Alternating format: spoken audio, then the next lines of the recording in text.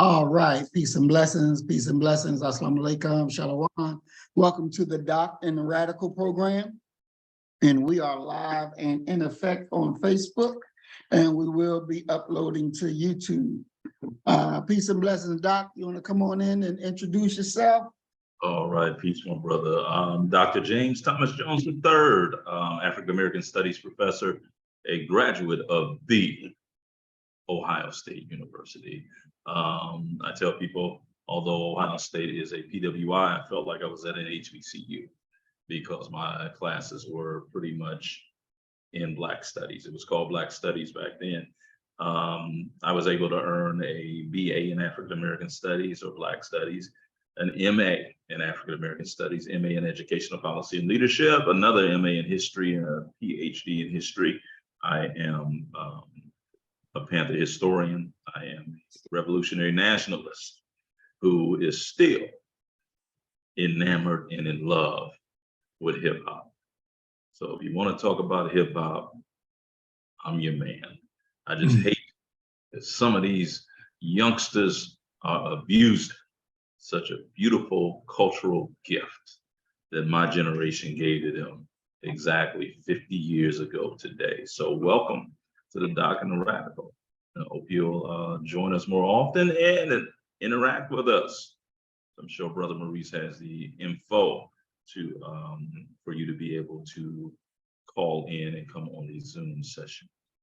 Exactly. That information is already listed. All you have to do is click on the link. You'll come into our waiting room, and then we will proceed with you from there. But definitely, come on in. We'll go ahead and see what you have to say, and we'll begin to roll with it. Doc, today our topic is the drama of being a Black man. And we're going to look at different situations that we as Black men, fall into. And it's not that white men or Hispanic men or Chinese men don't fall, or other men don't fall into these categories. But they have if it goes on in their community the way it goes on in ours, it's not in the public view, right? It's not shown every day. They have different ways of correcting the wrong and teaching this and teaching that. But with us, it seems to be very different. So we're going to look at some scenarios today and then, give our understanding of what should be done. Because what I found out from another program that we had did, a couple of people wrote and were saying that they were thankful that we put these different real life scenarios out there and had the courage to honestly talk about it and deal with the issue, so that when another young brother come along and find himself in that type of situation, he knows exactly what to do when he has some type of, range of, okay, I shouldn't do this, but this is what I should do. Why is it so important that for Black men to be able to have these examples that we're giving the proper understanding, where you will find that, it's not like that in white folks' world or in the China world.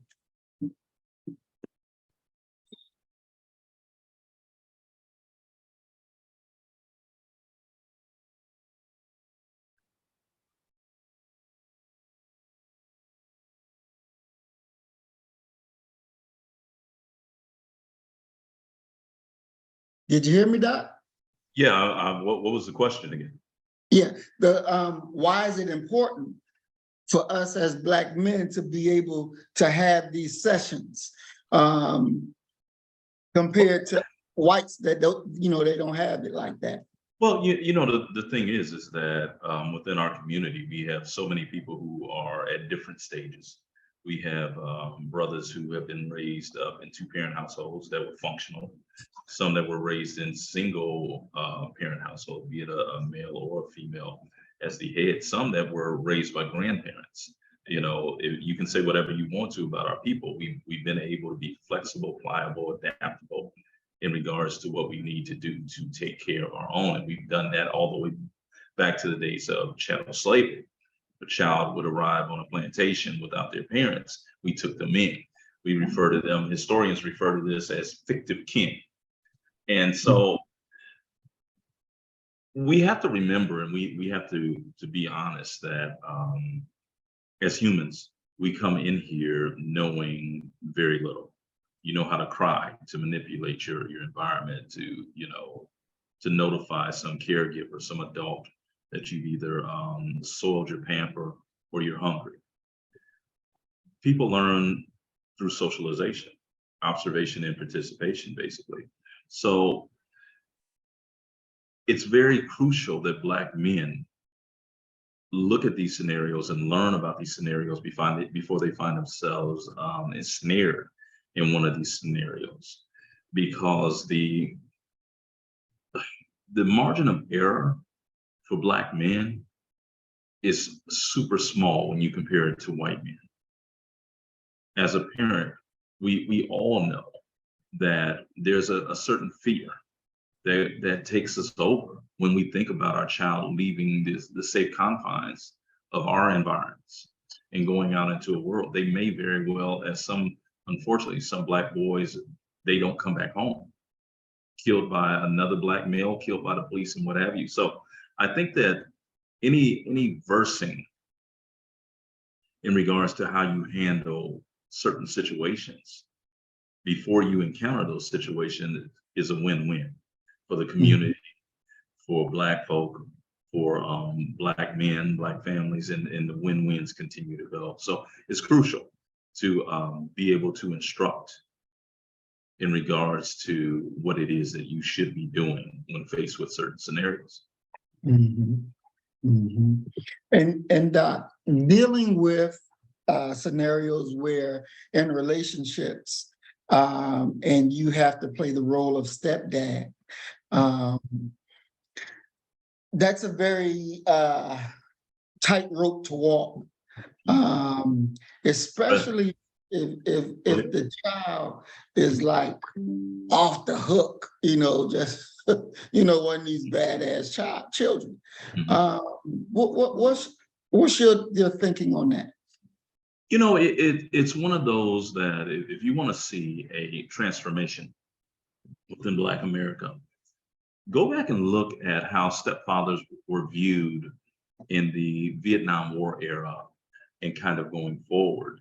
With a lot of Black men losing their lives in Vietnam, we have these children who are being raised in single female-headed households because they are now widowers. It was to be applauded, celebrated, championed if a man would step in and be a stepfather in such a situation. One could argue that in that situation, the brother that stepped in is going to be looked at, admired, honored by not just the wife, but also by the children as well. But my, oh my, how 50, 60 years have changed that. So as to now, we're looking at a situation where Black men, by and large, are shunning the opportunity to be stepfathers often for a host of reasons, and you have rude, as you put it, rude, disrespectful children. You have sometimes a biological father who does not want their child to be disciplined by the new man in the woman's life.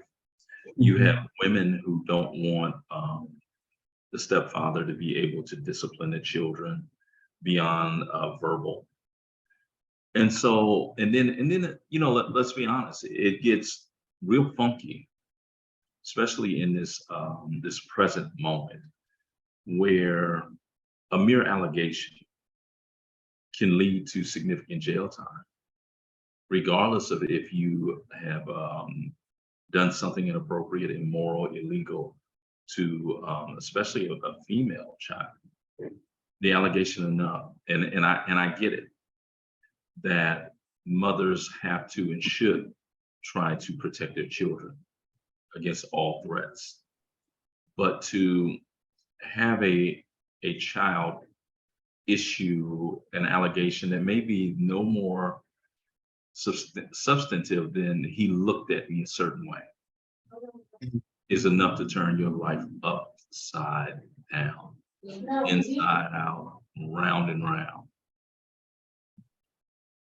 Wow, exactly. Okay, we're gonna go ahead. I'm gonna go ahead and share screen and let's look at the first example. And then we're going to come back and discuss it. Okay. So here's a brother that is breaking up with his girlfriend, and they've been together for a while. So why are you breaking up with me? Why? Why? Okay, so you gonna break up with me because of my son? I was trying to teach him right from wrong. Man, give me this gun, dog. Nigga, no. What you mean? What you say? I said, nigga, no. That's what. So you gonna break up with me Man, because of my child? Listen, He's just a child. He's bad, dog. He just need a little guidance, man. Hey, Like, slow don't. down. That's a petty reason to break Man, I up with can't do somebody. what I ain't you gonna do. lie. This is too How? much. Oh, why Your over kid. a It's too 10-year-old? fucking- your kid is Over too a fucking bad. 10-year-old. Where is that? Over a I can't do 10-year-old. this. Stick to Over your- a 10. Okay. Dog, he's bad. He's Right. bad as Okay, fuck. but that's not no reason to break up with nobody. I can't do it no more, man. So you gonna No, throw? stop, You stop, gonna? stop, stop that, man. I'm done. So you just gonna throw all Yeah. these years down the drain? I'm done. So why'd you breaking up with Look at me? your son, Why? man. Look, man. Why? Okay, so. Okay, so they've been together for some years, and the brother has come to a point where he's tired of it. He says that he's breaking up, he's leaving because the son is bad. I'm gonna read a comment here. This one dude says, I don't blame him. Being a stepdad, a rewardless job. Y'all females have babies by low quality men, then expect another dude to want to step up and support you and your bad kids long term. And it's truly not worth it. And then this next comment, which was interesting, he says, who wins when the stepdad steps in? Mom, kids, biological father? Who loses when the stepdad steps in? Stepdad. Being a stepdad is to be stepped on. Taking care of another man's kids does not make you a good man. It makes you another man's bitch. Your thoughts, Doc? Oh, wow. I mean, on the video or the comments? The video first and then the comments. You know, the video is telling, because here you have an undisciplined child and what looks like as a undisciplined mother as well. And one could argue that if that's the sole influence upon this child, and of course her being 50% of the child genetically, this child almost doesn't stand a chance. Because there has been no structure. You can tell by the deplorable condition of the house that maybe she's without discipline, and also her boyfriend is without discipline and does not have parenting skills, the necessary parenting skills to deal with any parental situation. And unfortunately, I think that that's more common than we want to admit, that we have people to this day who are still producing children and appear to be amazingly fertile, that are producing child after child after child and not they haven't had anything poured into them when they were raised, and they therefore are devoid of anything beyond superficial, such as clothing, dancing, and what have you, to pour into their child. That young man needed to have probably the hammer put down on him a long time ago.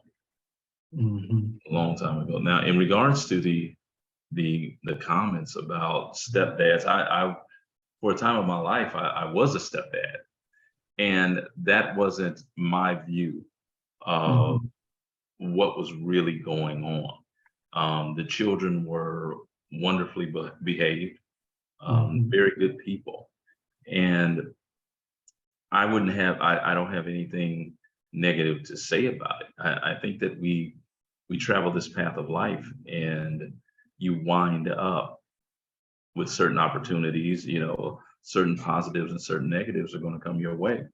And we have to get beyond, as a community, this idea of individualism, and really not saying that you have to become a stepdad, but we need to have more men or male presences within our community, within our homes, within our churches, that are able to in every way set a standard of what it is to be a Black man, what it means to be a Black man, really what a Black man ought to be and should do.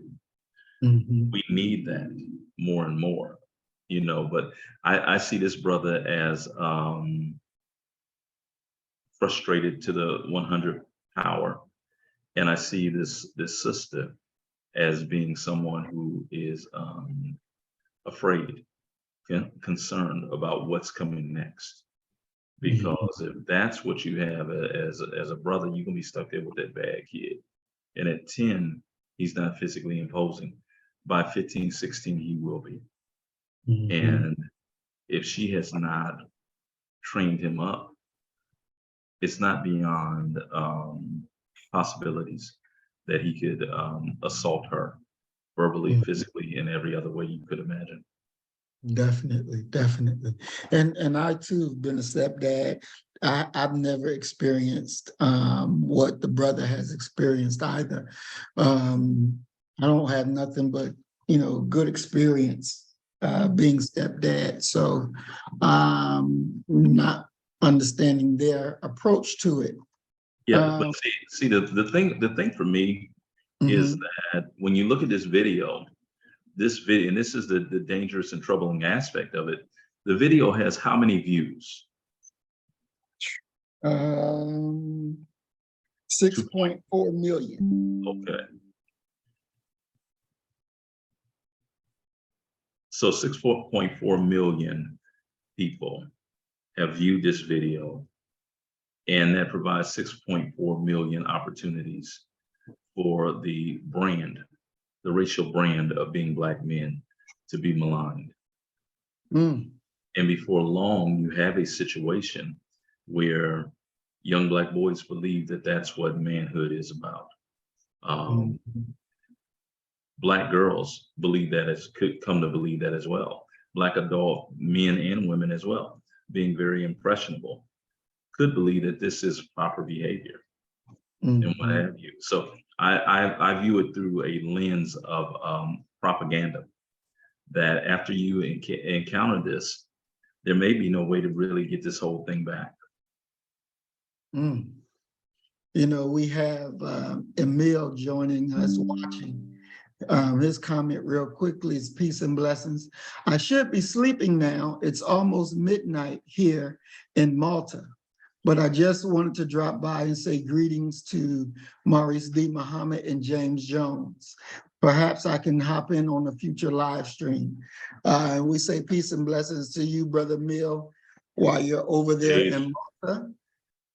Continue to be safe and look out, and we look forward to you joining us whenever you can. And get some rest. Most definitely. Now, Doc, I want to go back because you said that this could be applied to the brand of Blackness. And then that would be a negative thing to be applied to the brand of Blackness. How do we properly, just taking these two people right here, because obviously the sister is the one who's doing the recording. And that seems like to be the you get in the argument, oh, let me put it on Facebook Live, let me go live, and we watched this with the sister who killed her husband. They were having the back and forth. She put it on the live and boom, she wound up killing him. That this is now the modus operandi when you're in a argument to go live with it. How would you instruct this woman, because she's the one that's doing it, that you're hurting the brand of Blackness when you do this? I'd explain to her that there are some spaces, some private spaces that need to be considered sacred. And there's an old school teaching, if we can use that term, that what happens in this house stays in this house. And now that can be a positive and a negative as well, depending upon the larger context and situation that one finds himself in. I don't think that it's possible to where she's at right now to explain to her about a racial brand. Because without a sufficient level of education, understanding, and experience in the world, it's impossible for our people to comprehend the idea of damaging the racial brand, and especially coming from a position of not only are you damaging Black men's image, you're also damaging the entire African American community by showing our shame. And in many ways, when you're talking about showing your shame, there's a concept called tabula rasa, blank slate. And many of our people behave as if they are blank slates. So whatever it is that they come across, they write into their life story. I can remember Boys in the Hood.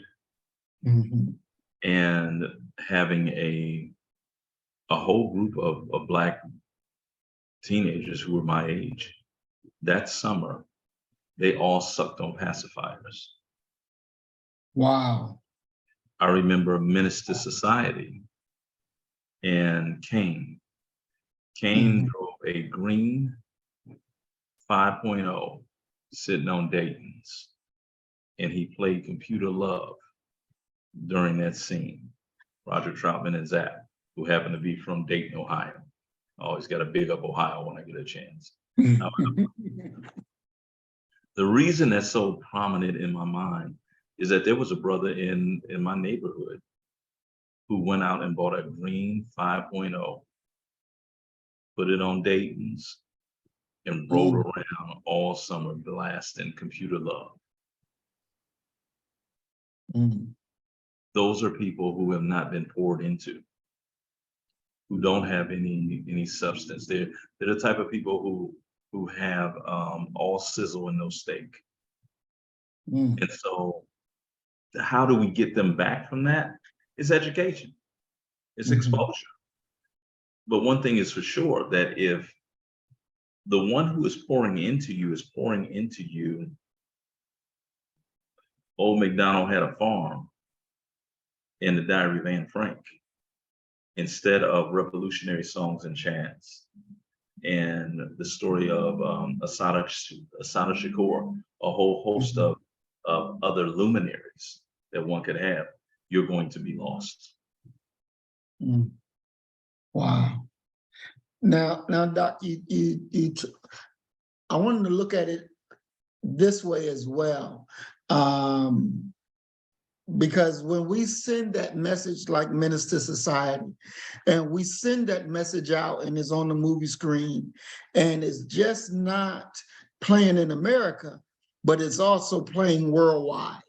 So it's using this brand of Blackness that we're being portrayed in the movie as a thug, a killer, this, that, and the other, and it goes worldwide. Do those who watch it on the screen in different countries, is there an expectation that they should be looking at, oh, this is not real, this is just how it is on the video, you know, or are they, you know, in their righteousness saying, oh, this is exactly how these niggas are? You know, what's your thoughts on that? Experience that people believe what they see on the screen. They believe what they see in TV. They believe what they hear in rap songs, you know, and in many ways, our image, our brand that is being broadcast around the globe, you're seeing a situation where, number one, it's crafted in some A&R or some producer or director's office, but through its development and distribution, it's able to hijack the minds of not only Black folk, but people around the globe. You know, there's a, I won't say his name, but he's a notable African-American historian who works up at one of these white Ivy League schools. And he tells this story of he was in China or Japan on some type of tour with a bunch of his students and some other Black intellectuals. And it was Japan. It was definitely Japan. And they arrive at the airport and they're trying to find their way through. And they finally find the exit. And there's the group that's going to be greeting them and hosting them for their stay. And he says, the guy who's the head of the group, he comes up to him and he does the ceremonial bow. He stands up and extends his hand and he says, "What's up, my nigga?" Oh. Now, he was not trying to be offensive. He's greeting you in the way that he's learned that your people greet each other. He's trying to be endearing. And these images, let's be very clear about this. These images are powerful. They are world shaping. All one needs to do, you don't need to look any further. And this is sort of the blessing, but it's a capital curse of Black folk. If we look at Black women real quickly, the idea of lashes. I've never met a Black man who said, yo, I love seeing a woman with those spider lashes on. Never seen it. However, somehow that became the fad. And in many ways, what we're looking at is an addiction to fads and a inability to really define and nail down who it is that you are as a person and therefore who we are as a people. And I talked about Black women there, but we have plenty of examples as far as Black men go as well. And unfortunately, our children are watching. Our children are digesting these images uncritically. And they will, if left to their own devices, they will begin to project these images as well. You can hear it in their language, you can hear it in their, you can see it in their dress, in a million other ways. So yeah, you kind of have to be very concerned, and I mean very, very, very concerned about the cultural diet. Many people talk about a health diet, but there is a cultural and an intellectual diet that will leave, if you're not careful, will leave you wholly malnourished, and ziggity boo crazy. Mm, mm, mm. Wow, that is deep. That is deep. Yeah, still thinking that, with the what's up, my nigga. I mean, It, we gotta remember we tried to claim the N word. We tried to defang it. We failed. mm, And if you don't think that we failed, let someone you don't know of a different race call you that. mhm, We failed. mhm. What about Doc, when you find yourself in a situation? Well, look, before I go there, I want to go back to the video and ask you this. There's a term that water seeks its own level. And in the video, it was the girl and the guy on the same level, Mhm. right? But I guarantee you, he would think that he's not on the same level as that woman, Mhm. right? How would you get him to understand that, yo, bro, you really are?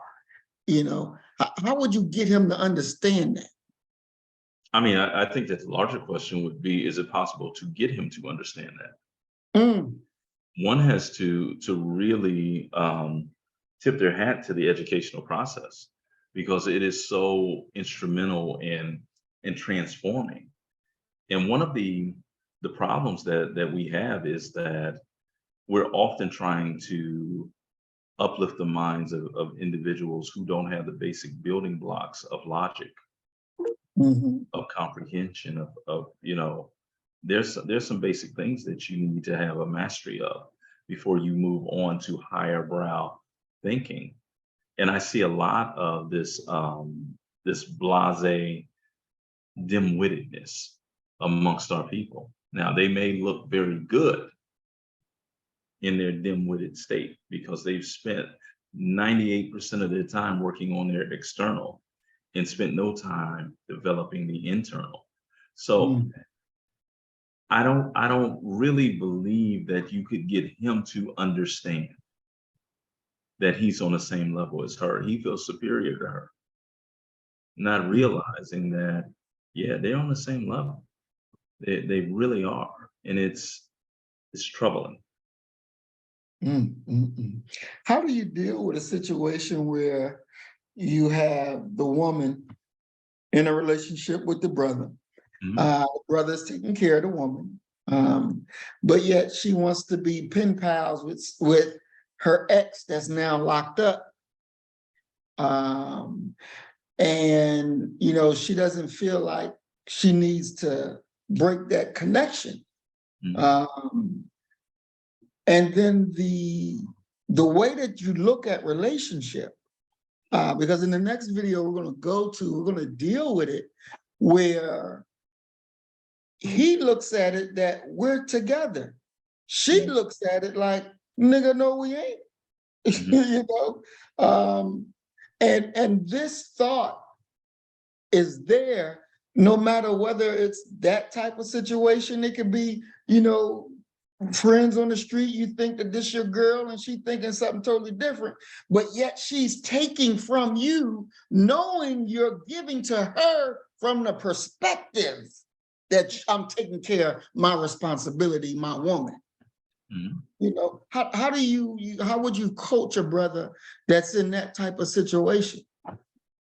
How would I do what with the brother? How would you coach him to Um, you know, explain to him that there is a crisis within Black America. It's not a new crisis. Mhm, And that crisis is quite simply that some of us have it backwards. We love and we adore those who treat us bad, and we chump off mm, those who are treating us even decently, if not mm, very, very good. That's been going on for the longest time. And when you're talking about a relationship, let's be very clear that we usually gravitate towards what's familiar. Mm. And that's one element. But then you have an entire subculture, and I'm using the term subculture as being lower than a normal culture. These are the dregs of society who have propagated these ideas that good guys are suckers and simps. Right. And in many ways, these women and men have a version of doing this as well. I try to be absolutely fair, but these women have been raised up in households and among other women using the mantra of you better use what you got to get what you want. And it's in many ways a loose means of prostitution, number one, but also it's very illustrative of the fact of the type of man that they respect. It's not always a respectable man. They're looking for a guy who makes them tingle.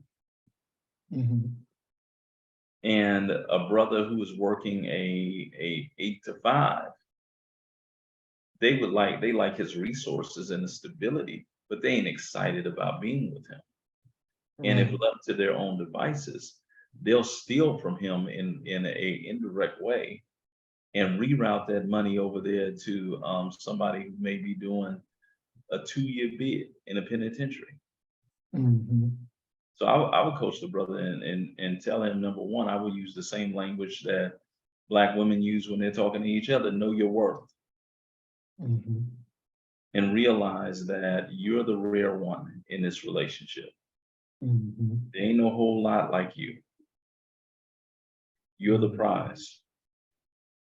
You're the rare.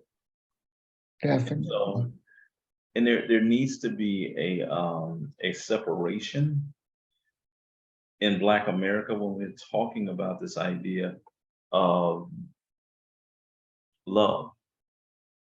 We need to get away from this Hollywood Disney version of love and really get down to the fact that love is an action, and love requires duty and commitment and loyalty to what it is that you profess to love.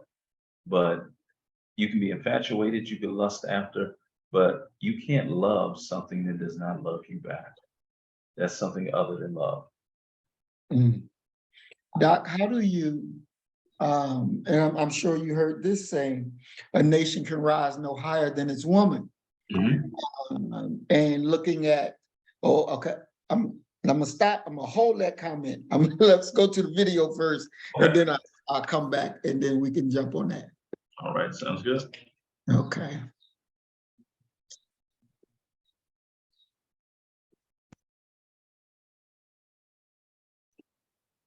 Okay, he's somebody that I've been knowing since I even met you. So I'm supposed to just cut him off because I'm dating you now? Yeah, why can't you let go of your past? Stop playing. Like, I can continue to talk to him. He cool. Like, what is he gonna do? He is in jail. What is he gonna do? It doesn't matter. Like, you in a whole relationship. Okay, I'm in a situationship. I'm giving you an ultimatum. What It's is it? either me or him. First, you can't give me that ultimatum. First of all, if anything, I'm gonna choose him because you already do the things he don't do, and that's pay bills. Oh my God. So at this point, like, I don't even know why you trying to confront me about this because I'm gonna keep talking to him. Is this love after lockup? This is not no love after nothing. Like, at the end of the day, I'm gonna do what I want to do. That's I don't crazy. even understand why you try to You confront do not me about respect your everything. relationship. Okay, here we go. I'm not gonna do this. Oh my God. All right. It do matter. You in like- a whole relationship writing a letter to an inmate. Okay, he's somebody that I've been knowing since I even met you. So I'm supposed to just cut him off because I'm dating you now? Yeah, why can't you Man, let go stop of your playing. past? Stop playing. Like, I can continue to talk to him. He cool. Like, what is he gonna do? He is in jail. What is he gonna It do? doesn't matter. Like, you in a whole relationship. Okay, I'm in a situationship. I'm giving you an ultimatum. What It's is it? either me or him. First, you can't give me that ultimatum. First of all, if anything, I'm gonna choose him because you already do the things he don't do, and that's pay bills. Oh my God. So at this point, like, I don't even know why you trying to confront me about this, because I'm gonna keep talking for Is you. this love after lockup? This is not no love after nothing. Like, at the end of the day, I'm gonna do what I want to do. That's Like, I don't even crazy. understand why you trying to You confront do me not about respect your everything. relationship. Okay, here we go. I'm not gonna do this. Oh my God. All right. It do matter. You in a So, as we see, he says we're in a relationship. She says we're in a situationship. And she's very confident and, unashamed about who she is, what she's doing. And like she said, you can't confront me, you know? What you say, Doc? What you see here? I see the consequences of a disassembled community, of not having the ability to socialize your own in a proper manner. That's what I see. I see someone who is unashamed, unapologetic, unconcerned with what it is that she's espousing and her priorities. And one of the things that I'm almost certain of is quite simply that she ain't the first generation of this type of fool in that family. She's been socialized to behave this way, to speak this way, to act this way by a host of women who came before her. She's seen this behavior before, and she's modeling it before. And one of the scariest things that we have to deal with when we're talking about both Black men and Black women, but to be very careful of this thing that could best be termed the life you live may not be your own. So many of these young men and these young women, by the age of 16, 17, 18, they've heard so many traumatic stories that they sort of interweave them into their soul and behave as if that's what it is. Not only today, but going forward, that this is how you do, that it's fine for me to have an inmate and a boyfriend who pays the bills. That's troubling, but it's not new within Black America. Now, the sister's the attractive looking sister, even though she got these long eyelashes that I can't stand. Is this a beauty thing where because you're pleasing aesthetically, so I can use my beauty to get it over because men gonna want me because of what they see? Is this something that plays into the psychology? Yeah, I mean, come on, good looking women know that they can get away with things and demand things that average or below average looking women can't. That's just been a rule. Okay. And I think that we all understand that rule. But I'd like to deal with the brother, Okay. because so often we talk about the sisters in this situation. The questions that I would present to the brother would be, why her? More than likely it's going to be, well, she fine, she a baddie, she this and that. How many good, if not great, Black girls, Black women did he pass over? Did he ignore? Maybe because they were a little pleasantly plump. Maybe because they hadn't taken the time to put themselves together like this sister has. How many did he pass by on his way to this thing?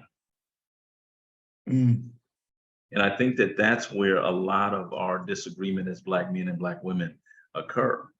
There are some phenomenal Black women out here, phenomenal, okay? And there's some phenomenal Black men out here as well.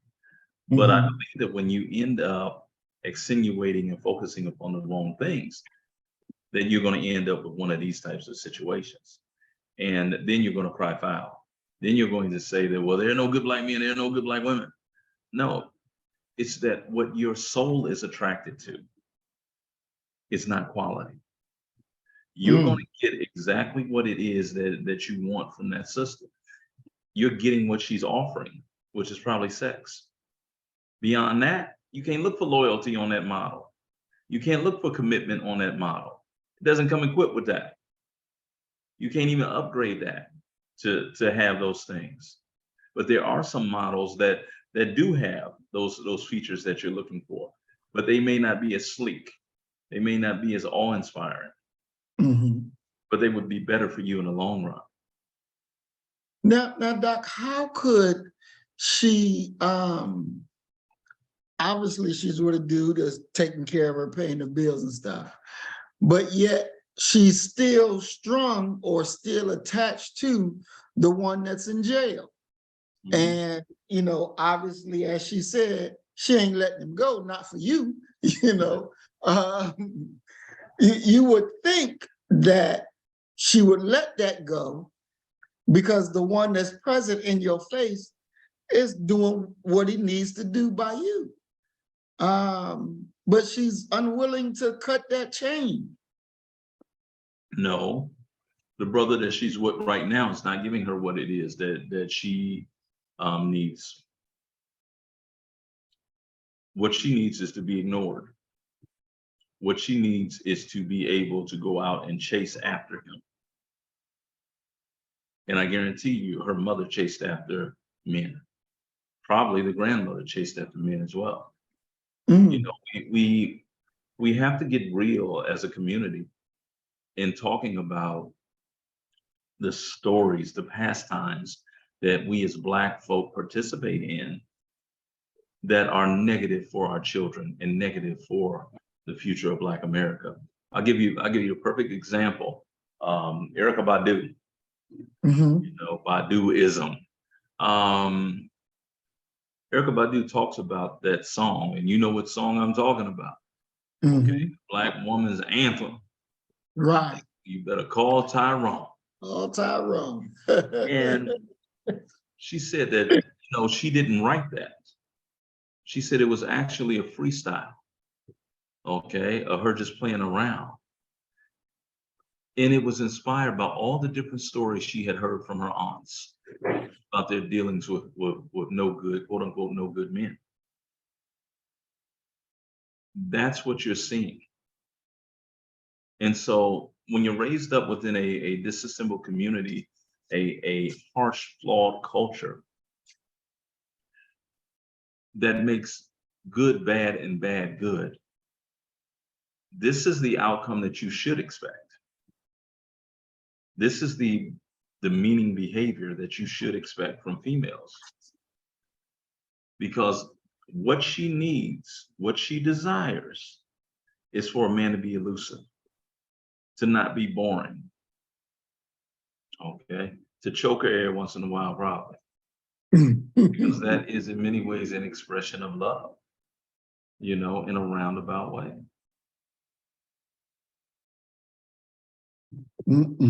Wow. And so going to the statement of a nation can rise no higher than its woman. Now And that statement is because the woman is the first teacher. how do we or is it even possible to differentiate and say, well, this one is not the woman that our nation is built upon, that it's this type of woman that our nation is built upon? Is there a way to differentiate that so that people won't judge the Black nation by this type of woman? No, the truth of the matter is that race is the tie that binds. It's the reason why someone, I don't care if you got a law degree, you're a high profile lawyer, you're tied to the brother who is in the hood as they put it, the Ray Rays and the Pookies, just by phenotype, by skin color. You're tied to them. Your hopes are inextricably linked to his. However, within Black America, we have the ability to discern and to tell who's who. And as a result of talking about who's who, we have to celebrate and champion the ones that are truly capable of laying some of the foundational blocks for our race and for our community. We have to be in charge of that.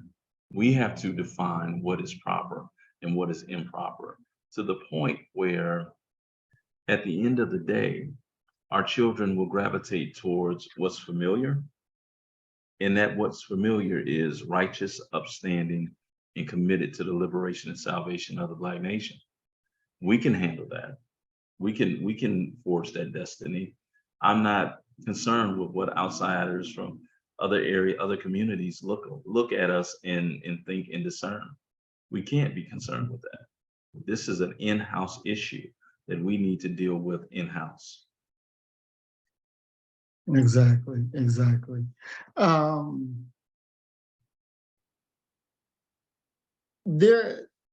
One day my oldest boy called and was telling me about this girl and how fine she was, blah, blah, blah, blah. And he's like, well, Pop, this one right here, look, I could see, giving you some grandbabies behind this one, and I'm like, boy, you better stop right where you at.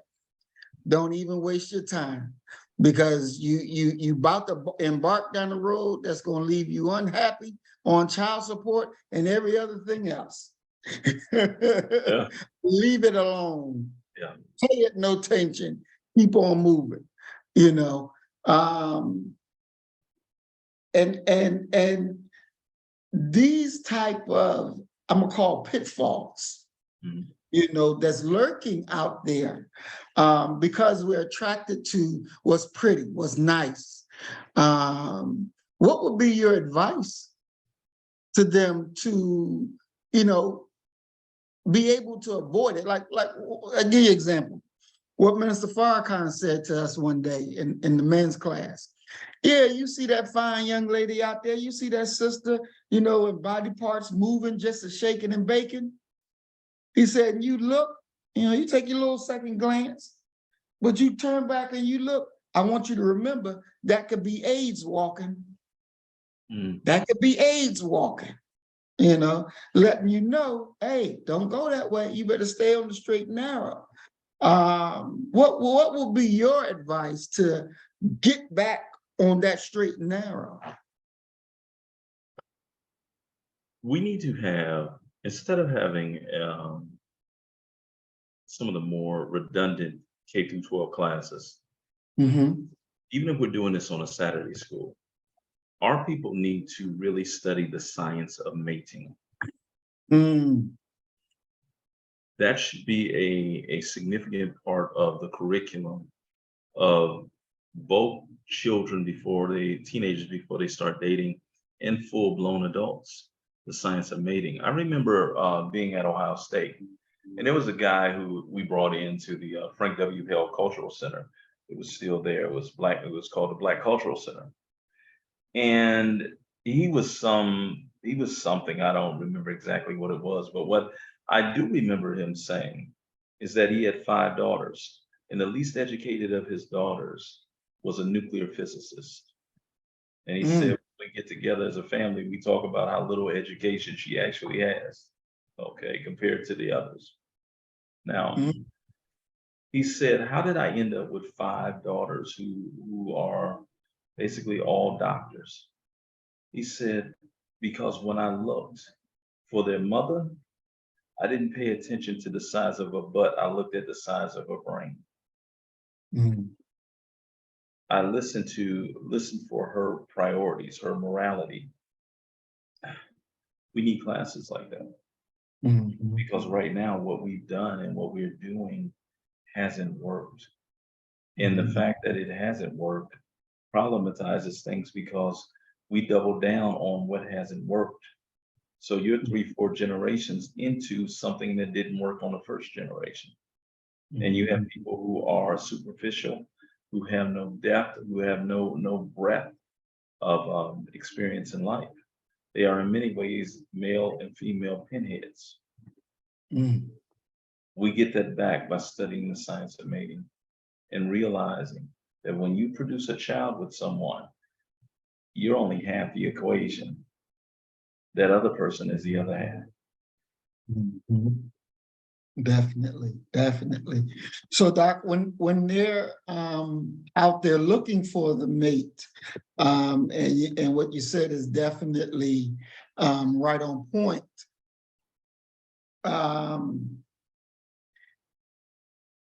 You can do that, right? Mhm. But we also know people wear masks, right? Mhm. And that Don't I mask, know it? that mask may be wearing that bad boy real good and tight, you know, and then you commit thinking you committed to something that's real, but you committed to the mask. And now when it's time to break from the mask, Mhm. because your life could be in danger, you know, your Mhm. happiness, you know, but then you can't break Mhm. because you fell in love with the mask. Mhm. You know, what would be your counseling for that person, for that individual? Because these people out here, they wear that mask and they wear it well. Mhm. My advice would be quite simply to extricate yourself from this situation by any means necessary, because nothing good is coming out of that. I mean, nothing good is coming out of it. And don't double down on a mistake. If you do not have children, do not go out and make no children with them, because you think you in a tough situation without children. Your situation will be wholly untenable if you have children with them. That's an issue. And it's that goes for male and for female. You know, I have a lot of female daughters of the academy, and my advice to them is the same as it would be to my sons in the academy. You know, you're gonna have to extricate yourself up out of there.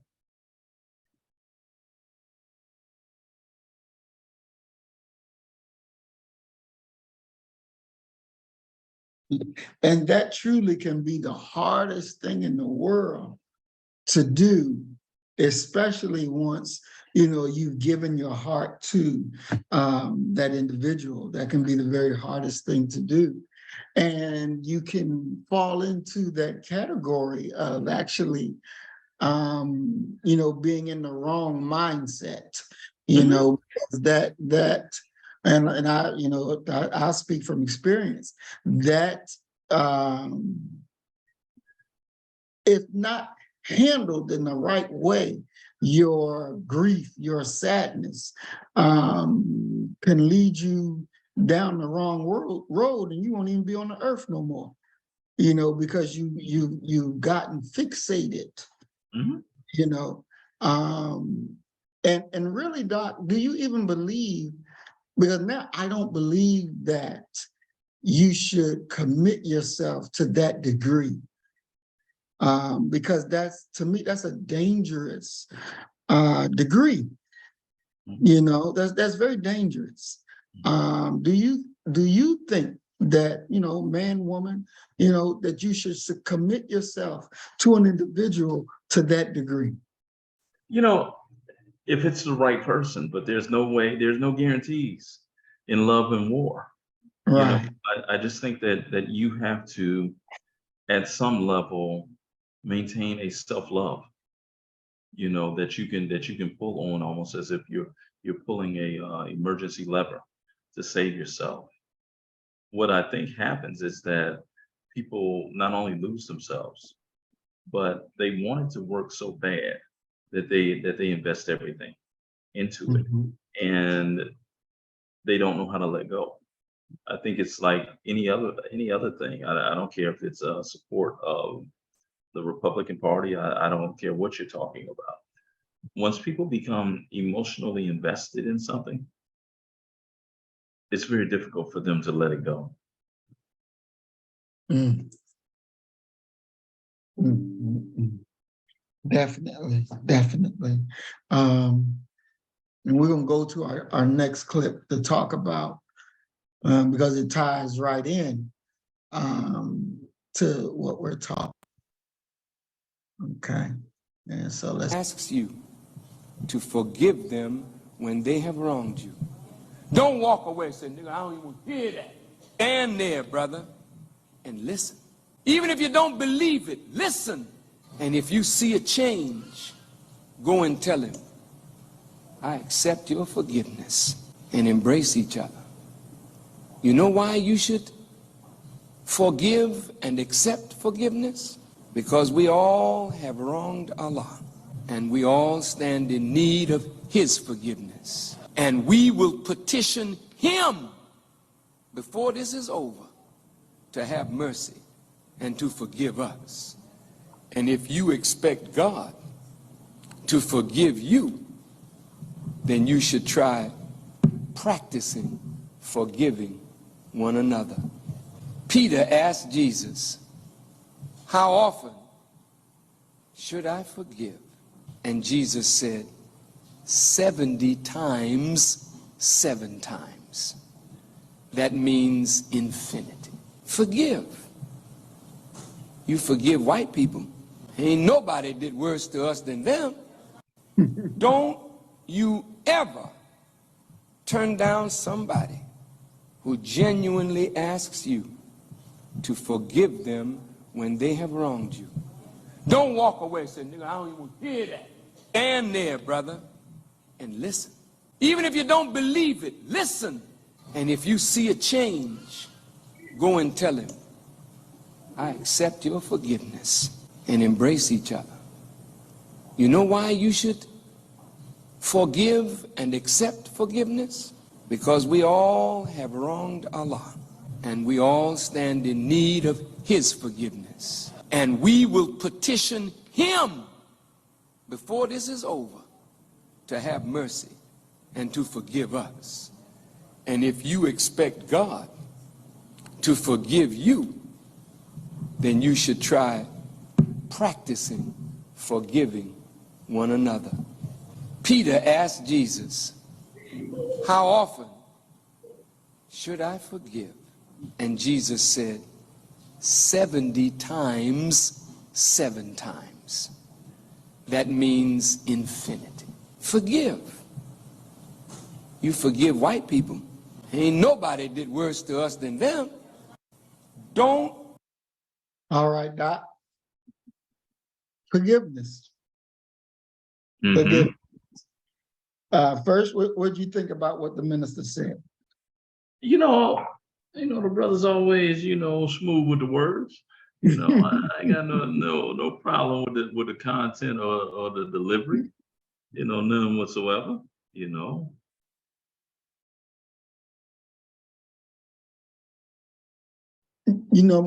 And I listened to these videos before getting everything set up, but this was the first time that I heard him say, if you see the person actually change, accept their forgiveness.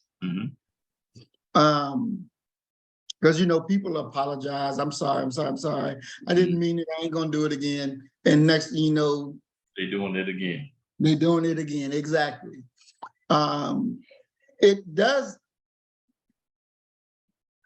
They say that forgiveness really helps you, right? First of all, do you see that as being truthful?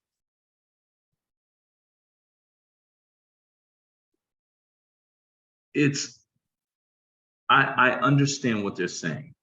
Because if you can truly forgive someone, you're no longer going to be reliving what happened. And to have, to not relive it on the one hand, and to be able to move forward has got to be good for one's health, both physical and also mental. However, I inherited something from my father that my sister refers to as, and I'm sure you'll remember this, the movie Orca. My father and I would say my sister as well, we have what we call Orca memory. If you do us wrong once, we never forget it. And there's really no coming back from that. So the idea of forgiveness, I guess I can forgive you, but the consequence for what occurred will be, I'm not going to have much to do with you ever, if anything. So yeah, I get his point on forgiveness, but at the same time, it almost feels that, and I know that this isn't true, but this is how it feels, that forgiveness is providing permission to the offender to offend again.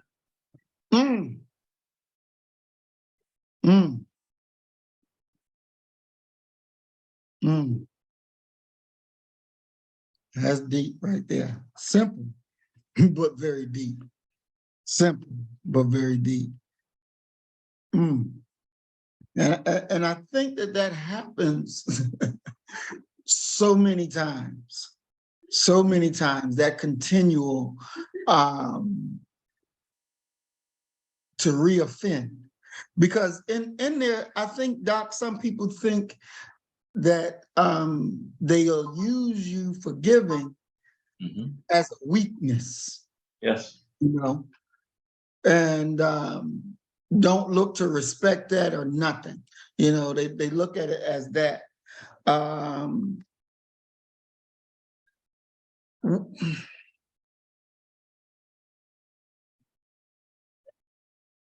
How do you handle those people that see it like that? Because I can tell you, now I've been in some fights on YouTube and all that.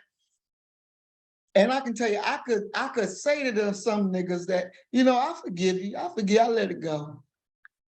But you'll use that and do it again and expect, you know, I'm gonna keep going.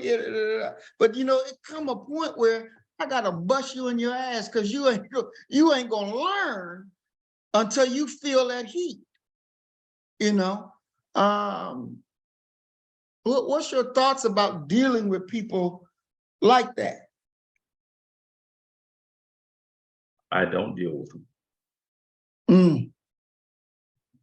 I don't. I mean, there's, you know, I don't wish anyone ill will. However, if you cross me, if we're just two different people and we just can't get along, someone said it this way: it's not that I don't want you to eat. You're just not welcome to eat at my table. And it's just a principal position that I have to take. I fervently believe what Woody Hayes, the old famed Ohio State football coach, said when he said, "You win with people." So I surround myself with good people. Definitely. And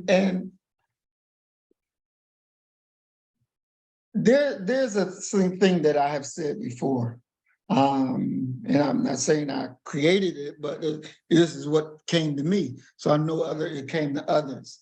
But you can know the problem, and you know what the answer is, but you're too damn cowardly to fulfill the answer, right? And that's a situation in many fronts. What do you say? Because some people think that cowardliness, to, you know, back down, is of God. You know, what do you say to them when you know you doing this because you're afraid to take the step, knowing this is what needs to be done? What do you say to them? You know, the thing that I would say to those people is you might want to revisit scripture, because if God is nothing else, he's a game changer, a very decisive game changer. Mhm. Taking that you know, there's a certain moment where accommodation reeks of cowardice. Mhm. And I don't believe that you have to be a coward. You just have to be someone who goes ahead and makes a decision and implements that decision and stays you know, and stays committed to that decision, for better Mhm. or for worse. Um, Stop going along to get along. Stop being like so many Christian churches are, being a compromising Christian. Mhm. You know, find a principle and stand on it. Exactly. If you know this is right and exact, stand on it, even if you're the only one standing on that side. Mhm. Definitely, definitely. And Doc, we know that you know, there comes with each position that, you know, we decide to take, there comes a certain level of pressure Mhm. that comes with that position. But you're not supposed to cave into that pressure. You know, we talked before about Galileo, you know, and he telling them that the world is round and they saying the world is flat. And you know, like, hey, if you don't change what you say, we about to do you in, Mhm. you know. So Galileo changes what he said, right? Um, and I guess this is what Jesus meant when he said, you know, pick up your cross and follow me. You know, you gonna follow me, you gonna be on that cross, you're gonna get resentment, you're gonna get hatred, you're gonna be talked about, you're gonna get all of these negative things. Mhm. But even in the midst of it, your command is to stand on it, Yeah. not to punk out. Mhm. Where do they get that internal fortitude to be able to do something like that in a world where you know damn well that when they told Oprah Winfrey, when she said that it was man's inhumanity to man, and she was right. But these people come around and say you wrong because we are our own race. Mhm. But yet she knew that she was right, and the world knew she was telling the truth. Mhm. But they make her capitulate and break. Where do you get that internal truth, that strength to be able to stand, even when the world say you better break? I think that comes from a direct relationship, a personal relationship with your God, and to understand that it's going to be a win-win situation regardless. Mhm. Either you're going to stand on your principle and win that way, okay, by being victorious, by not, you know, not abandoning it, or you can stand on that principle and be slaughtered and go to see your God and have Mhm. your God tell you, you know, very good, my good and faithful servant. Um, so it's a win-win. But Mhm. if you're allowing your comfort, what you have to lose, you're operating from a position of fear, you're going to fold every time.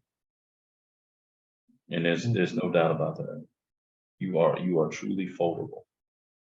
Do you think that the God looks on them favorably No, when they do that?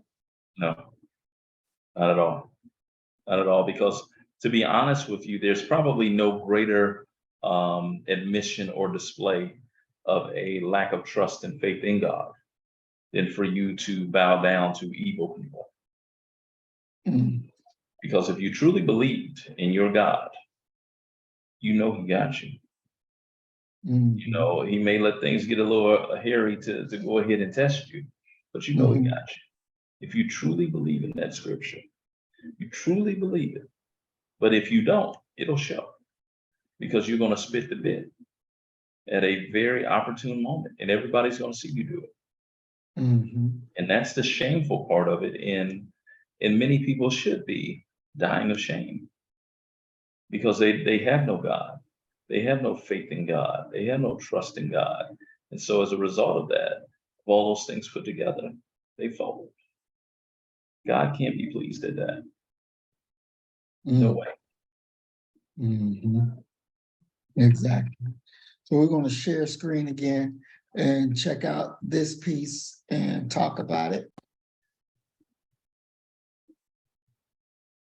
It's going to happen to you, but you're going to die anyway. So why don't we die for something that will give our people a future? God don't want you if you don't have no fight. You didn't hear me. See, God can't use a coward today. You're too afraid of what's going to happen to you, but you're going to die anyway. So why don't we die for something that will give our people a future? God don't want you. So Doc, what do you think about that? Is it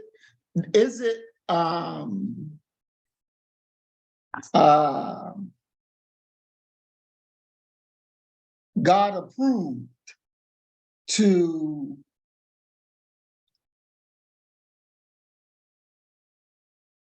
physically, not just spiritually with the praying, but physically engage? And I go back to the video that we saw a few years ago where the black boy down in Mississippi, I think it was either Mississippi or Alabama, was telling the sheriff, "You want to go to church? You know, I'll pray for you." And he said, "Boy, I don't want your prayers. I don't need your prayers. God don't listen to your prayers." And the little brother was being so saintly, you know. "Well, I'll pray for you, sir." And, sir, you know, that type of role type thing. And the cracker was being the cracker. And you can just tell that by him saying, "I'm going to pray for you. Do you want me to pray for you?" That offended the cracker, that this nigga would even think about praying for me.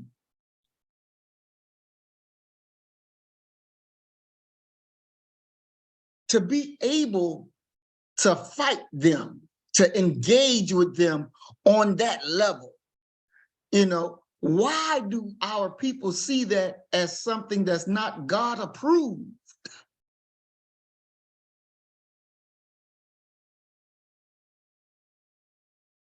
You on mute, Doc, I can't hear you.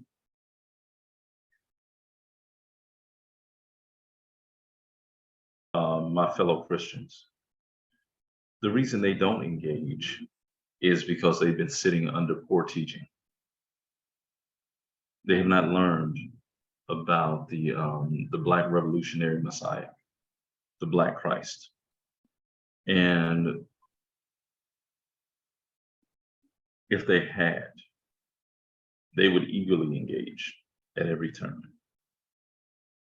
They've been in many ways hoodwinked, led astray, bamboozled, had by a white version of a Black Messiah.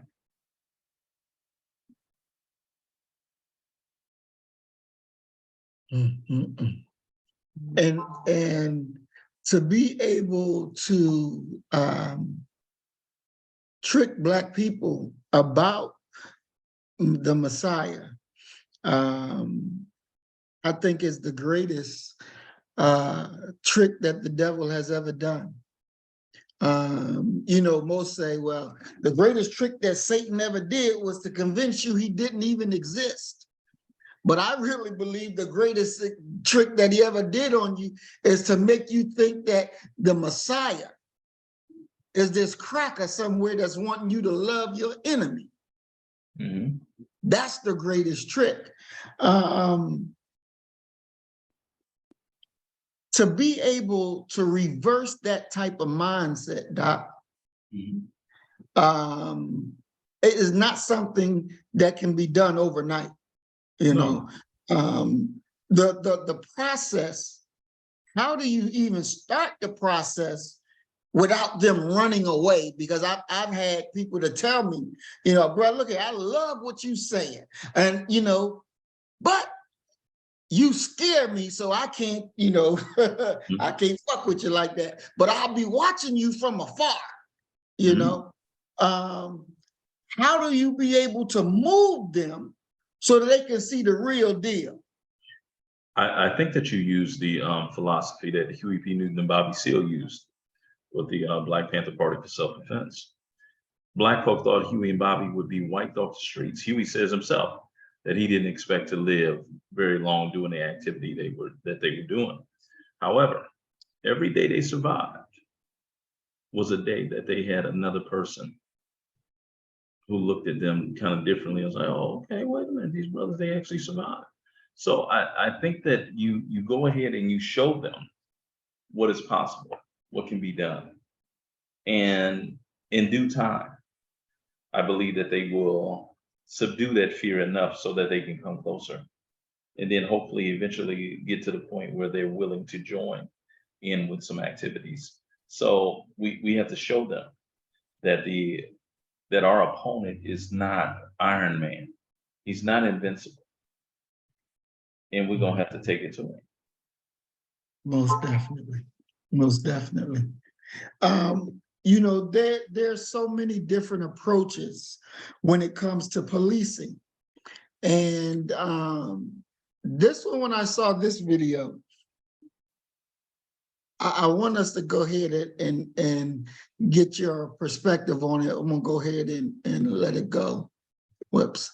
Ask that someone take a second look of who's getting in that car and who's walking with someone. We ask, Father, that your insight, your anointing fall fresh upon our children. We're praying for protection for them, Father, from the top of their heads to the soles of their feet. Father, we need you now more than we ever need you before. We need you in the schoolhouses. We need you in the church houses. We need you in our houses, Father. We need you in our cars, Father. We come against molestation in the name of Jesus. They teach us Father. Let us police who messing with them. We come against starvation, Father. We come against abuse concerning our children. No weapon formed against us shall prosper. Father, we give that spirit of manipulation to a dry place. We cancel the internet connection of those that is trying to concern our children and talk to them in an incorrect manner. Father, you said in your word, if we ask, we shall receive. If we seek, we shall find. If we knock, the door shall be open. Father, we're knocking at your throne of grace this morning as a miracle school prayer. Thanking you for this miracle that's happening from the east to the west, from the north to the south. Father, you can do anything but fail. Father, we need Jesus Christ, Father. We need you to go into each and every house, Father, and loose the handcuffs. In the name of Jesus, any type of bondage that's holding our kids, Father, we ask that you give them wisdom to break loose. We ask that the neighbors be nosy today. We ask that someone take a second look of who's getting in that car and who's walking with someone. We ask, Father, that your insight, your anointing fall fresh upon our children. We're praying for protection for them, Father, from the top of their heads to the soles of their feet. Father, we need you now more than we ever need you before. We need you in the schoolhouses. We need you in the church houses. We need you in our houses, Father. We need you in our cars, Father. We come against molestation in the name of Jesus. They teach us Father. Let us police who messing with them. We come against starvation, Father. We come against abuse concerning our children. No weapon formed against us shall prosper. Father, we give that spirit of manipulation to a dry place. We cancel the internet connection of those that is trying to concern our children. Okay, Doc, so here we have a police officer out there, and more than one police car is out there, and she's praying over the loudspeaker. Now, of course, there's nothing wrong with prayer. I applaud prayer. But there's an action that must go behind prayer. And it seems to me like they're waiting on a mystery God to drop down and solve all their problems. What do you get out of this, Doc? You know, the whole scene reminds me of that great scripture, faith without works is dead. Our people have to do something. We have to do something beyond just physical. We have to plan, we have to plot, we have to execute. We have to defend ourselves. No one's coming to save us. No one's coming to help us. So on the one hand, I understand her prayer, but there's another part of me that believes that that prayer would have been best delivered and most effective before they left the police station, outside where the other cops were getting in their cars, pray for them to have some judgment, some restraint, some compassion for the people that they're getting ready to serve. You're sitting here praying for those who are beaten and downtrodden. It's pure emotionalism. And it's probably not going to lead to any significant action whatsoever.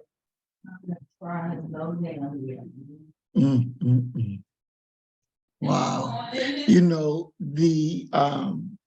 what is it that will be able to empower the people to go and make that extra step, to not sit back and just say, well, you know, the blood of Jesus did it all, so I don't have to do nothing. You know, I'm just sitting back waiting on Jesus to come. You know, what is it that has to be given to them so that they will understand? Because they'll say, just like you, faith with works is dead, but yet the next very sentence say, well, Jesus paid it all. You know, I plead the blood. I ain't got to do nothing. Yeah. You know? Yeah. You know, our people are generally speaking followers. And you can see how we'll fall into whatever latest fad that there is. We need to have leaders. We need to have leadership, because the idea of having everyone be leaders, everyone's not equipped to be a leader. So we need to have some men and women who are able to head a movement that is well thought out and seeking to do some accomplishable goals. Otherwise, you're going to end up with that to the end of time. Wow. Awesome. Awesome. These next two videos that I'm going to play one. I'm going to play them both twice, and then we'll come back and comment on it.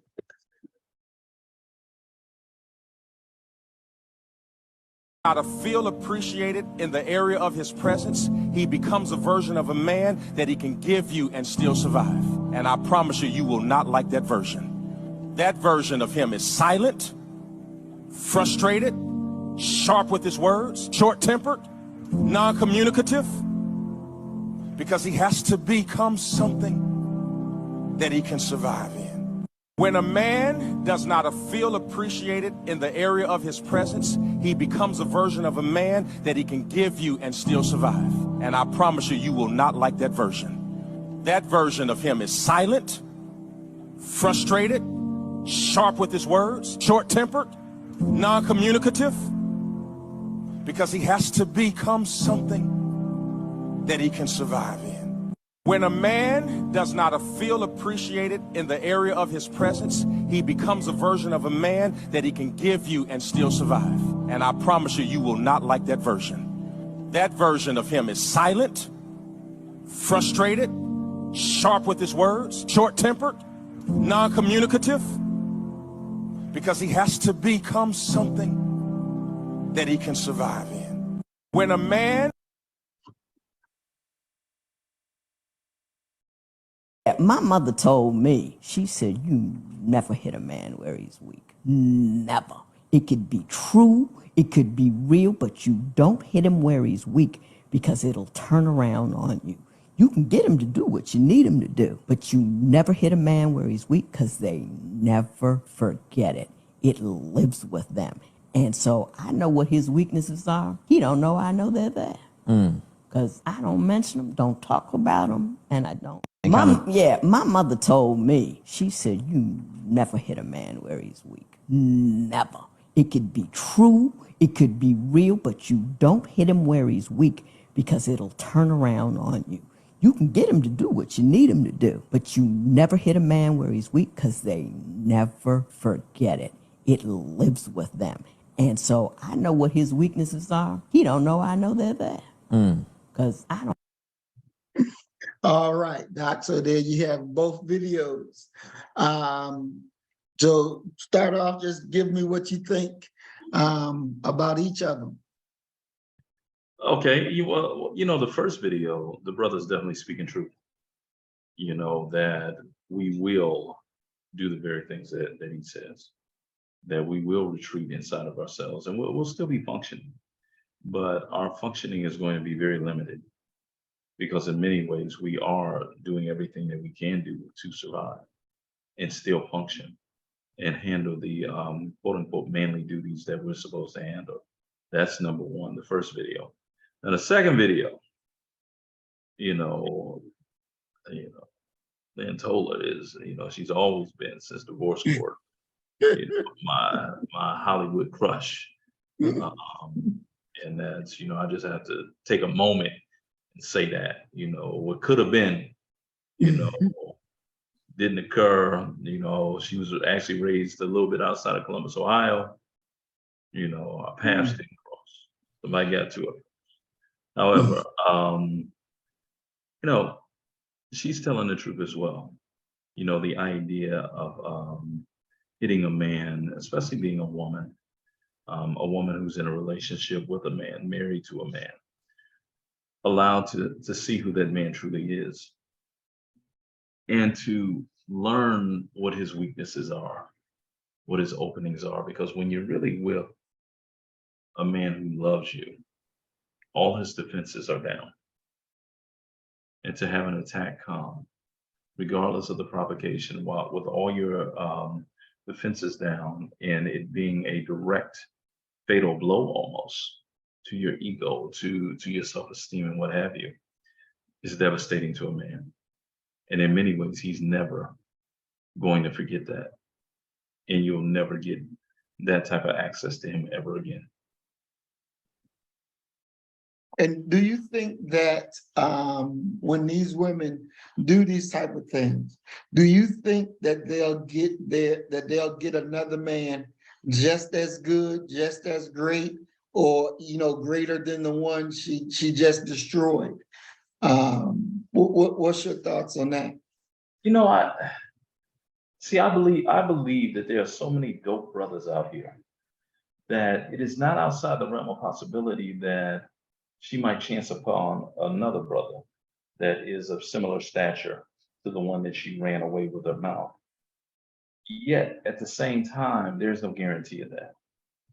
None whatsoever. More than likely, and this, I believe this happens to all of us, there is not an inexhaustible supply of good people on the face of the planet Earth.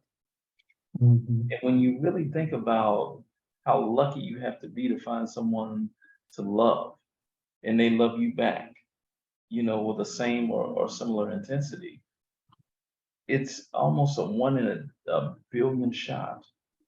So it could happen, but I would place my wager against it happening, of her finding somebody of the same quality as the individual that she chose to unwisely harm. For me, I always hope that they don't. I hope the next person give them pure hell. There was a brother who he's a comedian, and he got up on stage and he said, "Listen, I want to speak to all of the brothers who have, for whatever reason, lost, their girl." He said, "All I'm gonna say to you is, when you see me with her, don't try and break nothing up." He said, don't try and fight me. Don't try and be disruptive. He said, because see, I'm karma, and you have no idea what I'm getting ready to put her through. I think it goes for men and women. hmm Definitely, definitely. You know, because I think if they would get that karma in a real time, you know, I think they'll be able to assess and go back and apologize for the wrong that they've done.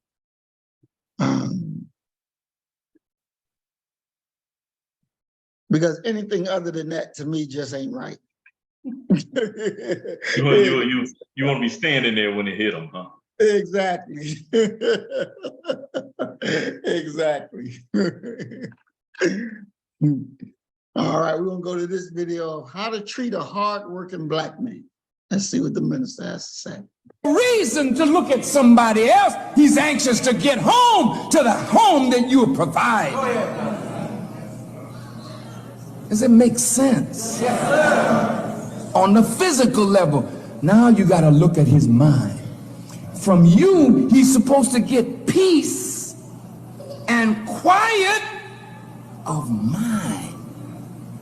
You're supposed to rest the poor man's head. How do you do that, sister, with no knowledge?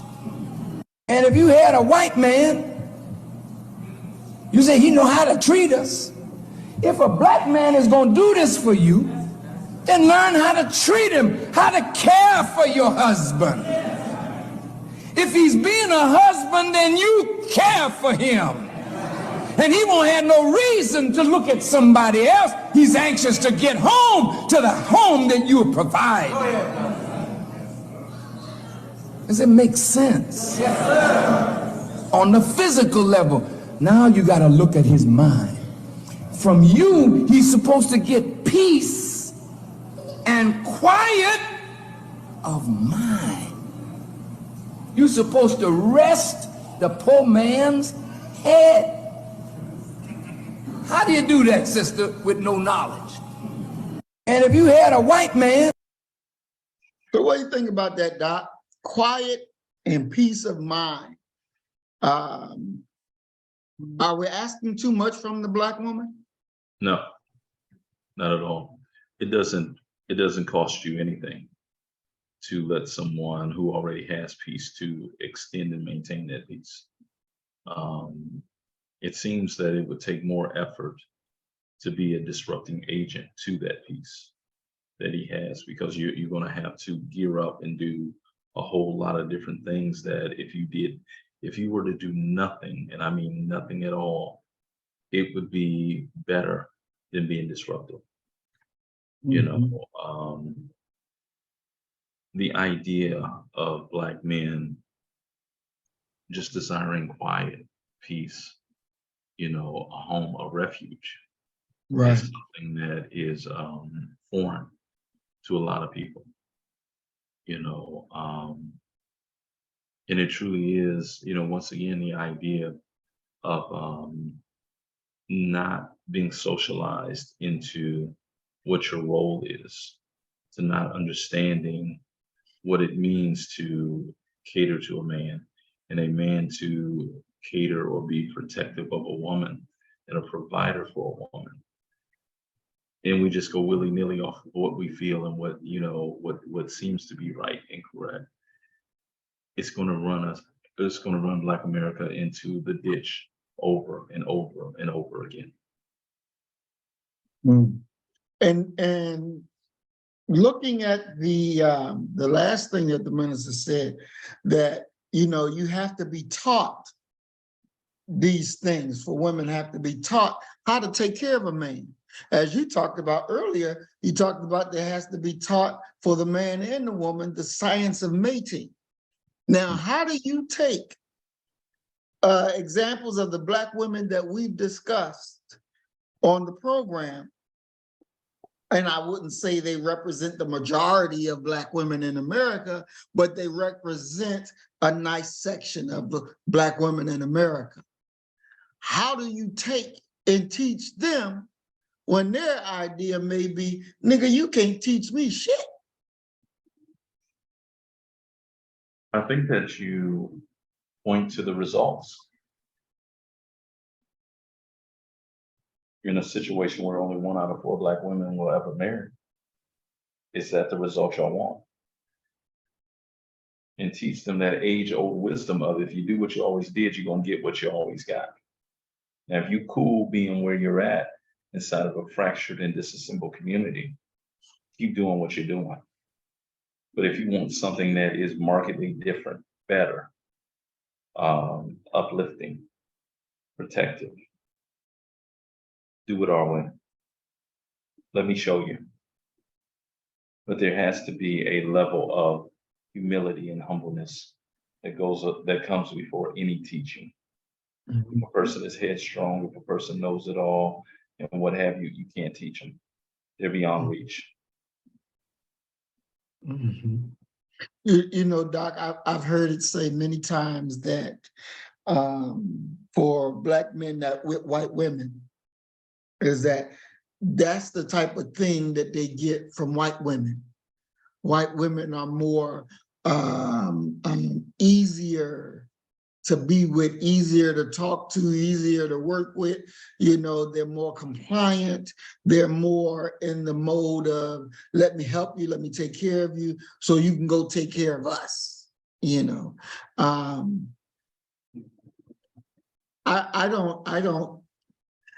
don't say that the Black woman don't know how to do that, because of course she do know how to do that.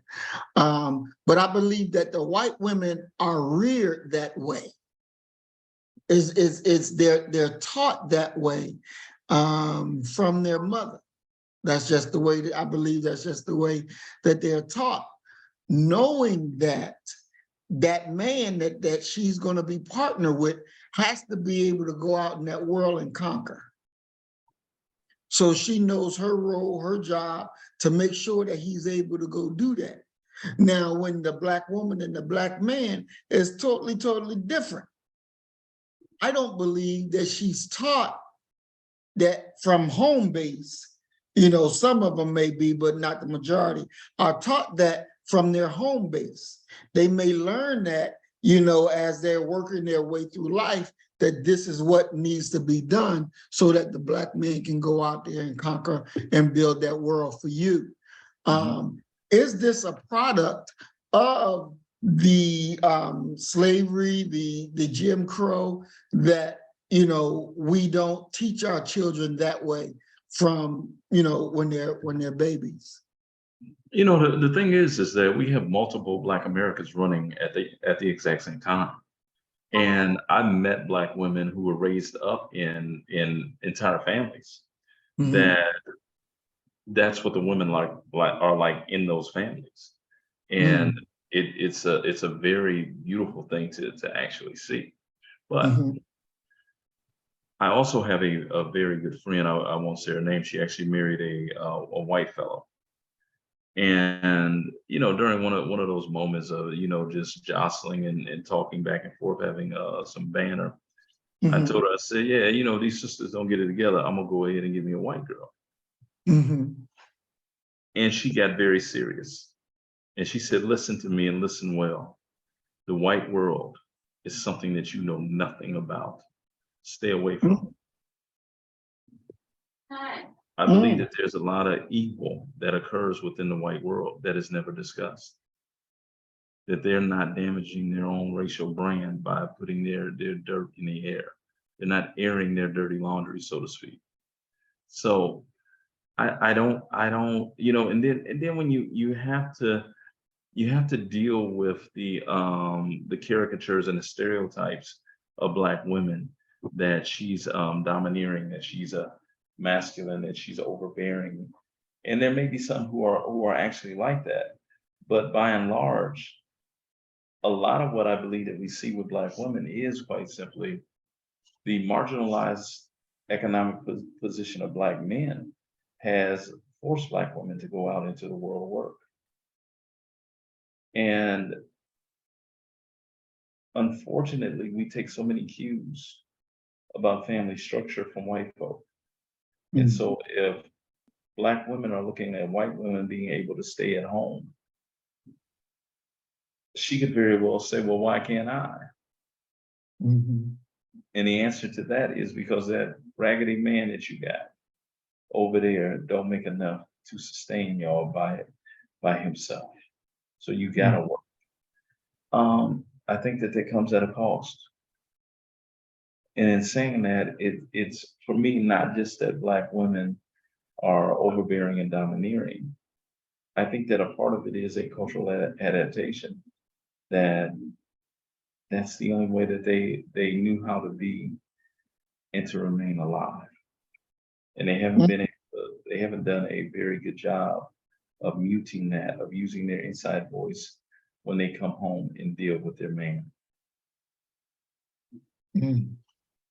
Doc, do you believe in the saying that there's no such thing as a no good woman? Every no good woman that you find was made that way by a no good man. No, I disagree with that. I believe that there's some women who were sent to this earth as demons.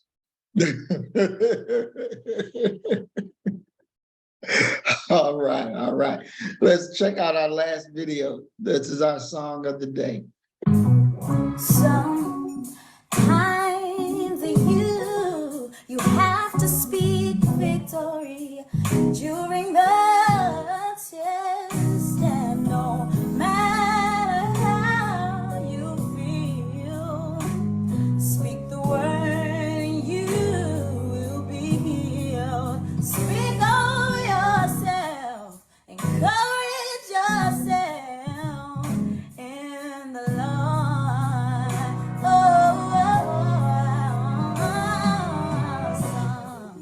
You know that sometimes you just have to encourage yourself. Sometimes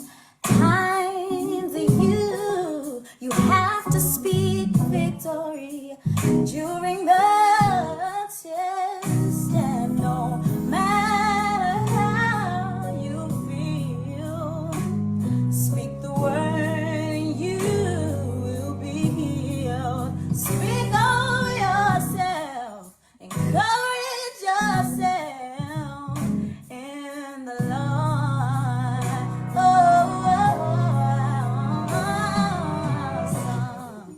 You know that some. All right, encourage yourself, speak over yourself, prophesy for yourself. What do you think about that, Doc? Is that good advice? Without a doubt. We need to be very, very, very serious about carving out spaces for ourselves, about encouraging ourselves, because no one is coming to save you. There are some who will pray for you, but you better encourage yourself. Speak life over you and yours.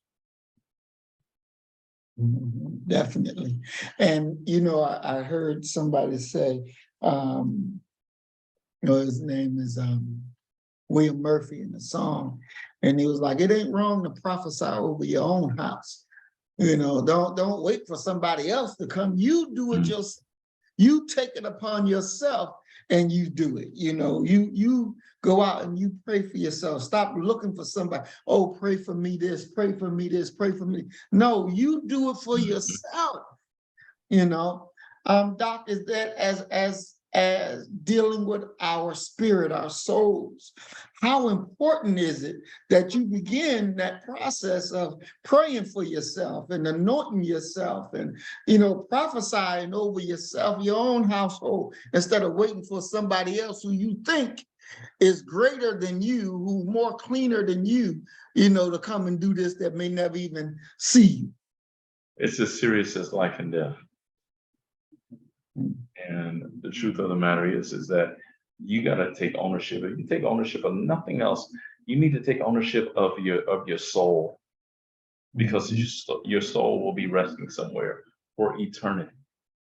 As Outkast put it, forever, ever, forever, ever, forever, ever, ever. Yeah, forever, ever. So you better learn to speak for your soul and to prophesy over your own destiny. And not be outsourcing it to somebody that you barely know, if you know it all. Exactly. And and I'm glad you said it like that too, take ownership over yourself, because it's like, for whatever reason, we don't want to take that ownership. We don't want to take command. We don't want to take control. We want to sit back and let somebody else do it, and then expect everything gonna come out the way you want it to come out. And that's not necessarily the case. That's why you got to be able to take charge. It's like for us as men, we want to rule. We want to exert power and control. But that's part of our nature. But yet I see us being timid to do little things, being afraid to think in certain ways. Oh, you don't do that? Man, a white man ain't gonna let you do this. A white man ain't gonna let you. We don't think on that level. We don't vibrate on that level. It ain't about what he gonna let us do. We do what we gonna do and dare him to do something about it. And it's like it gets frustrating because I think, nigga, where you been? Where you been? It's 2023 and you still talking like you 1865, 1840, something like that. Nigga, wake up. Yeah. It's like, where you come from? What you doing? And it's an email I gotta find and send to you. But the person was like, I don't know how y'all come on here and y'all say what you say. You and Doc, y'all be talking all this blackity black. But yet y'all act like y'all not afraid that the cracker gonna catch you. Y'all not afraid that, if your job find out what you speaking, that you gonna lose your job. Y'all need to be able to be real. And it's like, hold up, fool. We ain't just come out of the closet doing this yesterday. This is who we are. We show our face. We don't hide what we say. We don't have one face for here and a different face for somebody else. What you see is what you get. We can't be a coward like you, that you want to look and bow down to somebody. The fuck? No, we can't. We don't do that. That's not who we are. That's not part of our DNA. And he said he went to your site and he read the postings that you wrote, but it's like he thinks like that's a facade. And it's like, dude, what planet you been on? Why would that have to be a facade? It doesn't make sense. But what the thing that I think that leads him is his fear of the enemy. And he wish that he can do what we do. And be able to say it, because a lot of people, they'll say what we say, but say it behind the cover that their face not shown. And they, do the little thing to alter their voice so they don't get discovered. But that ain't our boat. We are who we are, and it is what it is, and it don't change. It don't change. And so, they talk about, loving God, but in the reality, you really don't know God. In reality, that cracker is your God, because you bow down to the cracker every chance you get, and you punk out. So you don't know the God that we serve. That cracker is your God.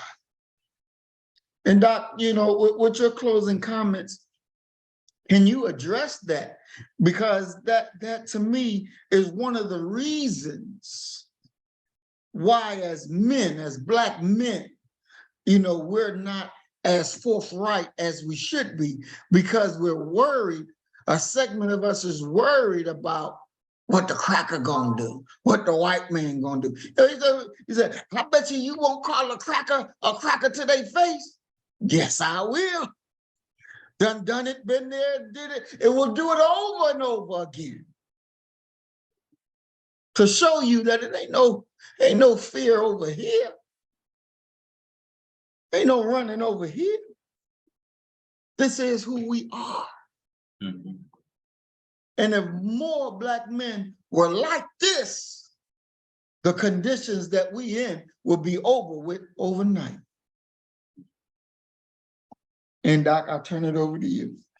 You know, my closing comments, no, it's not a facade. I mean, this is how I was raised.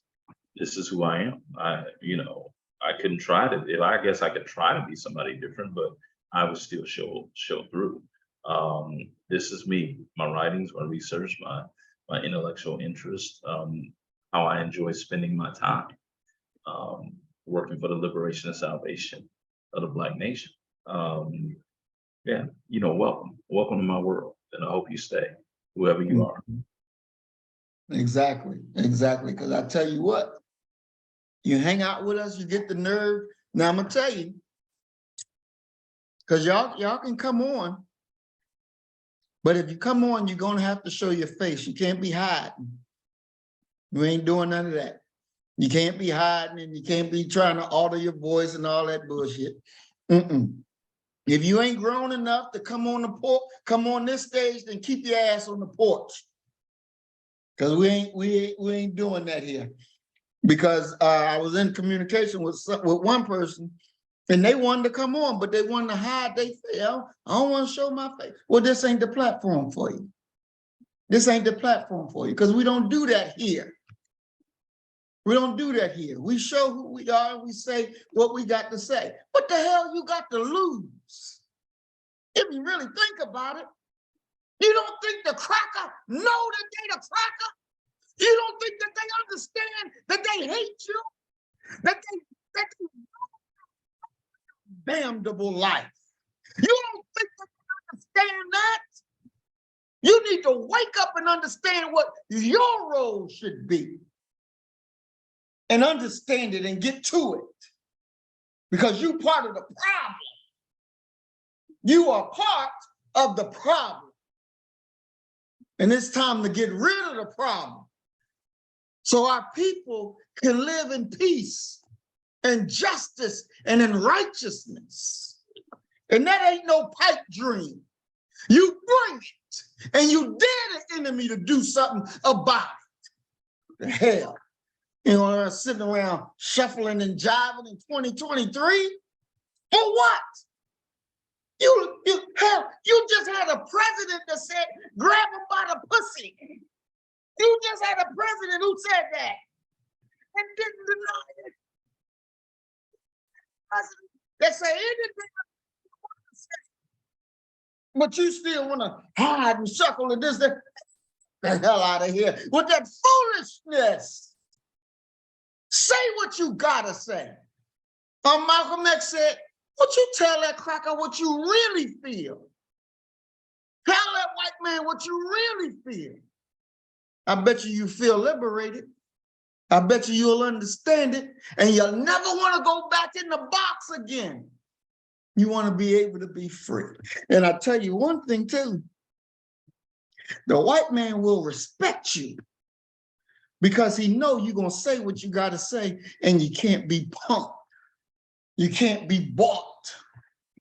He'll respect you. He may not like you, but damn it, he'll respect you. And you shouldn't want them to like you. Don't look for them to offer you love. And don't you dare offer them any love. Just make sure they respect you. That's what you look for. To hell with anything else. Well, we thank you, our listening audience, watching audience today. Joseph Hines, Sabrina Deuce, Brother Emil, Thomas Jones, Kevin Lee, Brother Ben, Brother Lewis, Brother Isaiah. Thank you for everybody coming in and checking us out. And this will be uploaded onto to YouTube, because we are streaming live on Facebook as it is right now. Doc, you got anything else you want to add? No, man, I'm just glad to be here. Glad to be in the land of the living and willing to do some work. Excellent, excellent. We ask you all to check out our page, The Doc and the Radical page. Like it, share it, subscribe. Also, Doc, tell them the Manhood Race Culture. Yeah, my blog site, manhoodraceculture.com. And also we have a YouTube channel, Manhood Race and Culture, that we'll be loading videos up to going forward. Definitely. So make sure that you're following this page. Make sure that you're following the Doc and the Radical, Dr. James Jones. You got us on YouTube. You got us on Facebook, so that you'll be aware wherever we pop up on whichever platform, that you'll definitely have access to look at it and to share and subscribe. As we always say, you kill the nigga in you, I'm gonna kill the nigga in me, and our God will reign supreme. We are Black first, today, tomorrow, and forever. Love you, family. Peace and blessings. Assalamu alaikum. Shalom. Peace. Peace. All right.